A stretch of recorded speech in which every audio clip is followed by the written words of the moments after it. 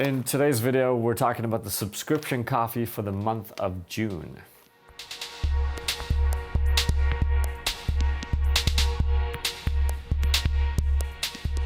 Welcome, my name is Patrick Rolfe and this is Coffee with April. For this video, we're going to talk about the subscription coffee for the month of June, and we're excited to feature one of our all-time favorite farms, Picocaya from Ecuador. It's basically two siblings, Nicolas and Ana Maria Crespo, that are currently running and operating this farm, and we've been working with it for the last 3 seasons basically, and going from starting with a very small range of their coffees to today offering a much wider range. But the varietal that we have chose for this specific subscription is a varietal that's been with us since the very beginning. It's also one of our favorite ones, being a Typica varietal. So what you're getting is a washed processed Typica varietal, and as a lot of you already know, Typica inherently, traditionally is an Ethiopian varietal basically. So you have a lot of the floral qualities, a lot of the citrus qualities coming out of Ethiopian coffee also in this coffee, which is really interesting. And you guys know from the past that we really enjoy when we have the mix of these kind of South Central American terroirs together with these more floral and citrusy qualities that comes with Ethiopian varietals. So we're super excited to bring that with you today. The specific lot is grown up on 1,600 meters, and it's interesting with the farm because it's a fairly new farm. They started to plant coffees in 2013 after basically farming sugarcane for quite some time. And the initial idea behind the coffee part of the farm is actually coming out of Nestle in Ecuador.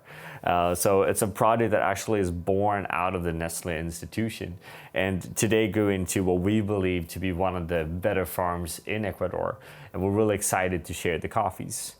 Now, when it comes to roasting this coffee, it's always interesting with coffees from these farms because we fight quite continuously, and to be fair, last year I think we roasted them a bit too light. They just need a bit more time in the machine, a bit more time after first crack to pick up a bit more color and really kind of develop the sweetness and the flavor notes in the coffee. So the duration of the roast is at 9 minutes and 40 seconds with a total time after crack of 1 minute and 10 seconds, which for us is actually quite longer than what we normally do on a lot of our other filter coffees. We're salting in an end temp, which is 207.1, which is relatively standard.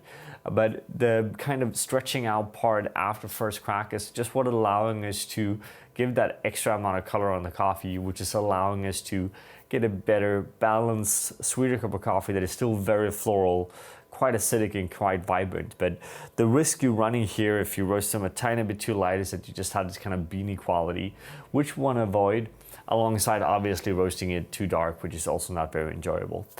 Now, it's also a coffee that we've been serving on bar here quite a lot in the April store, and we've been brewing ourselves. And the current recipe using the April brewer is back to our kind of standard recipe where we're dosing 13 grams of coffee to 200 grams of water. We're pushing it at 94 degrees Celsius. We feel that that helps a bit with the body and a bit with the structure of the coffee. And we're looking to finish the total brew time here around 240, 250 in total brew time. Now, an extra little tip using the April brewer, which is something I do myself, is that I always make sure to pour very, very close to the water surface. So I basically want to have my spout and my kettle as close to the actual brewer as I can. I find that creates a bit more balance in the final cup and just brings out a bit more of those flavors. Now, as you know, we're also doing the same for espresso, and we're excusing and we're apologizing for the fact that we haven't incorporated a lot of espresso into these videos, and we're gonna work on making that happen in the future so that those of you brewing it also get some useful recipes and ideas. So that will come. With that, we want to thank you all for subscribing. And if you have any questions, any thoughts, or want to know more about this specific subscription, please comment down below. We're always really happy to answer any questions you might have. Thank you for our current subscribers.